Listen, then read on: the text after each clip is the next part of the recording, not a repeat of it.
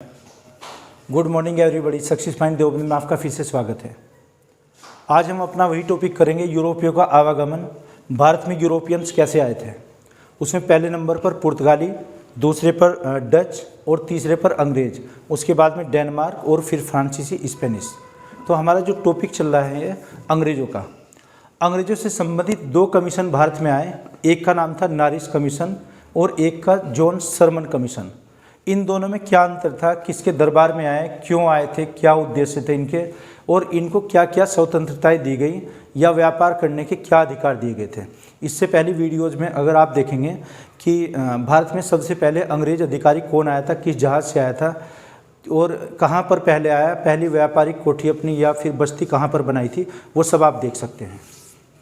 आज हम चर्चा करने वाले हैं दो कमीशन के बारे में कि नारिस कमीशन और जॉन सरमन कमीशन क्या थे, इनमें क्या अंतर है दोनों में। तो देखना, नारिस कमीशन जो ये भारत में आया था सन 1698, 98। कहीं पर बुक में ये 1699 भी लिखा है। तो ये औरंगजेब के शासनकाल में औरंगजेब के दरबार में पहुँचे थे। तो क्या आ जाएगा, किसके दरबार में आया, औरंगजेब के। औरंगजेब के दरबार में पहुंचा था। इसने कुछ वहाँ पर मांगे की थी और एक नई कंपनी भी बनी थी, इंग्लिश ईस्ट इंडिया कंपनी या English company trading into the east Indies. ये किसने बनाई थी, विलियम नारिस की अध्यक्षता में ये कमीशन भारत में पहुंचा। इसने औरंगजेब से कुछ अधिकारों की मांग की, लेकिन वो अधिकार नहीं दिए गए थे। इस कंपनी को दूसरी कंपनी में मर्ज कर दिया गया था। सेकंड, अगर हम बात करते हैं जॉन कमीशन, अभी कुछ देर बाद इसमें वो डिटेल में हम बताएंगे। तो पहले ही देख लेते हैं कि किस किस के शासनकाल में आई। जॉन सरमन कमीशन ये सन 1715 में फर्रुखसियर के दरबार में आया था।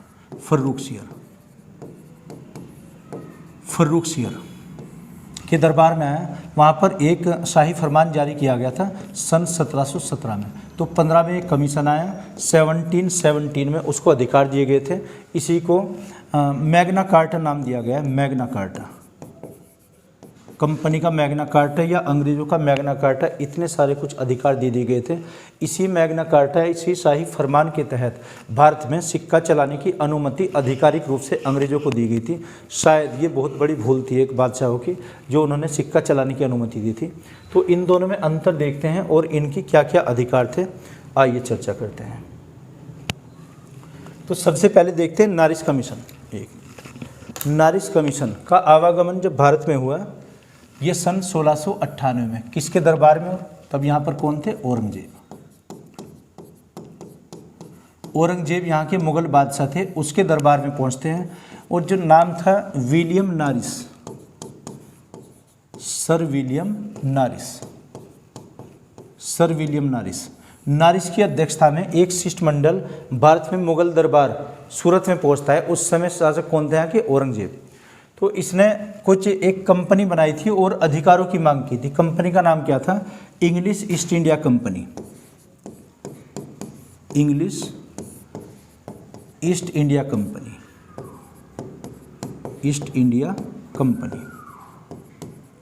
ये नाम था, या इसी का नाम फिर English company trading into the east Indies, ये कंपनी स्थापित की गई। जैसे ये भारत में आई और इसके प्रमुख कौन थे, अध्यक्ष विलियम नारिस। ये मुगल दरबार में पहुंचते हैं, वहाँ अपने अधिकारों की मांग की गई। क्या क्या इनकी मांग थी या क्या क्या इनके अधिकारों की मांग की गई। एक तो ये कलकत्ता में व्यापारिक अपना साम्राज्य बढ़ाना चाहते थे। कलकत्ता में व्यापार, कलकत्ता में ट्रेडिशन या व्यापार। एक ये कलकत्ता के पास 38 गांव खरीदना चाहते थे, ये 38 गांव होने चाहिए। और तीसरा ये था कि इनका यहाँ पर मुगल साम्राज्य में सिक्का चलना चाहिए, सिक्का। लेकिन ये कोई भी मांगे नहीं मानी गई थी, औरंगजेब ने सभी को मना कर दिया था। एक अंग्रेज अधिकारी थे गोडोल्फिन, अंग्रेज अधिकारी का नाम क्या था, गोडोल्फिन अंग्रेज अधिकारी ने इस company English east India company और ईस्ट इंडिया कंपनी दोनों का विलय कर दिया था। कौन कौन सी कंपनी, एक तो जो इंग्लिश कंपनी बनी थी, इंग्लिश कंपनी, और दूसरी ईस्ट इंडिया कंपनी जो पहले से ही थी भारत में, ईस्ट इंडिया कंपनी। इन दोनों को मर्ज किया गया था। और ये सन 1707 या 8 तक इसको मर्ज कर दिया था। ये दोनों कंपनी एक ही है। तो अंग्रेज अधिकारी का नाम क्या आ जाएगा? गोडोल्फिन। इसकी सभी शर्तों को रद्द कर दिया गया और इस कंपनी को मर्ज किया गया पहली वाली कंपनी में, ईस्ट इंडिया कंपनी में, यानी कि इसकी शर्तें नहीं मानी गई। सिर्फ ये ध्यान रखेंगे, विलियम नॉरिस कमीशन किसके दरबार में आया था? ये औरंगजेब के दरबार में, और उसकी कुछ डिमांड थी। ये कंपनी के लिए अधिकार पत्र प्राप्त करना चाहता था, लेकिन वो सब नहीं दिए गए। ये क्या क्या अधिकार थे, क्या क्या इनकी डिमांड्स थी, मांगे क्या थी? कि कलकत्ता में व्यापार करना, कलकत्ता के आसपास इनको ये 38 गाँव मिल जाएँ, और एक ये भारत में सिक्का चलाना चाहते थे, और उसके लिए जो बंदरगाह थे, जो पोर्ट्स थे हमारे, वो फ्री ट्रेड करने के लिए इनको उपलब्ध हो जाए, अवेलेबल हो जाए। ये इनकी डिमांड्स थी। तो कंपनी को किस में मर्ज किया गया? ईस्ट इंडिया कंपनी में, गोडोल्फिन के माध्यम से। ये भी क्वेश्चन परीक्षा में आया हुआ है, गोडोल्फिन। आगे देखते हैं हम, sir Simon commission, John Simon commission क्या था? ये किसके दरबार में पहुंचे? सन 1715। देखना, जो शासनकाल मुगलों के पतन में अगर देखते हैं, सन 1713 से 1719 तक फर्रुखसियर, जिसको घृणित कायर भी कहा गया है, एक पूरी हमने वीडियोस पर बनाई है, आप चाहें तो उसमें देख सकते हैं। तो किसके दरबार में आए? फर्रुखसियर के। फर्रुखसियर के दरबार में ये कमीशन पहुंचता है सन सरमन की अध्यक्षता में। इसमें कुछ और भी सदस्य थे, जिसमें एक डॉक्टर यानी कि चिकित्सक, और एक इसके द्विभाषिया ख्वाजा सोहार्द। एक तो कौन थे? हैमिल्टन। ये क्या थे? एक डॉक्टर थे, डॉक्टर, और एक ख्वाजा सोहार्द। ख्वाजा सोहार्द क्या थे? एक द्विभाषिया, ट्रांसलेटर, द्विभाषिया। ये एक द्विभाषिया था, और किस देश का निवासी था? अर्मेनिया का निवासी, अर्मेनिया। एंड हैमिल्टन किस देश का निवासी? स्कॉटलैंड का, स्कॉटिश। ये स्कॉटिश था एक। ये दोनों ही ईस्ट इंडिया कंपनी में कार्यरत थे। ये दोनों ईस्ट इंडिया कंपनी के लिए काम करते थे। ईस्ट इंडिया कंपनी, उसमें रहते थे। तो क्या हुआ था इसमें? जो शाही फरमान जारी किया गया इनके लिए, क्या, एक बार जो फर्रुखसियर थी, ये घातक बीमारी से पीड़ित हो जाते हैं। फर्रुखसियर बीमार हुए, एक बार घातक बीमारी थी। तो उसके लिए डॉक्टर हैमिल्टन ने घातक बीमारी से इनको निजात दिलाई। फर्रुखसियर ने इससे प्रसन्न होकर इनकी कुछ जो मांगे उनको पूरा कर दिया गया। मांगे क्या थी? वही पहले वाली थी इसमें, है ना, नारिस आयोग की या नारिस कमीशन की। क्या थी? कि एक तो बीमारी से इनको निजात दिल, 1 मिनट, निजात यानी कि स्वास्थ्य इनका ठीक हो जाता है। अब इससे प्रसन्न होकर कुछ शर्तें थी, जो शर्तें मानी गई या इनको अधिकार दिए गए थे, कुछ कंपनी को अधिकार। क्या क्या अधिकार थे वो देखना। एक तो ये था कि बंगाल में इनको मुक्त व्यापार करने की अनुमति दी जाए। बंगाल में मुक्त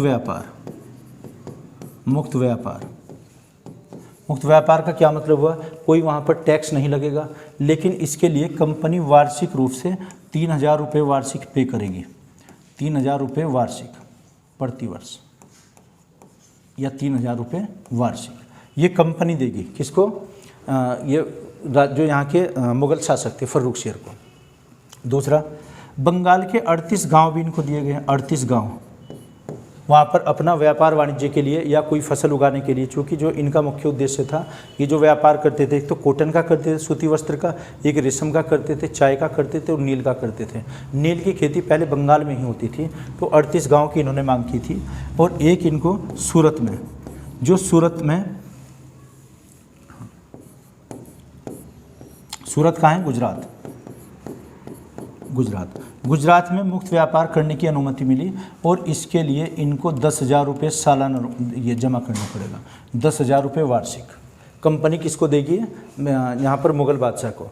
इसके साथ साथ बम्बई में सिक्का डालने की अनुमति दी गई।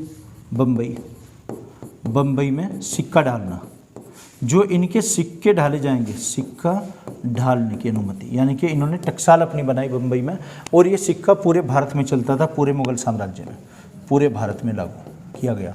ये एक बहुत महान भूल हुई होगी उस टाइम बादशाह थे, लेकिन पता नहीं क्या परिस्थितियाँ रही होंगी ऐसी कि वहाँ की मुद्रा अब भारत में चलने लगी थी। जो ये शर्तें मानी गई, एक इतिहासकार हुए हैं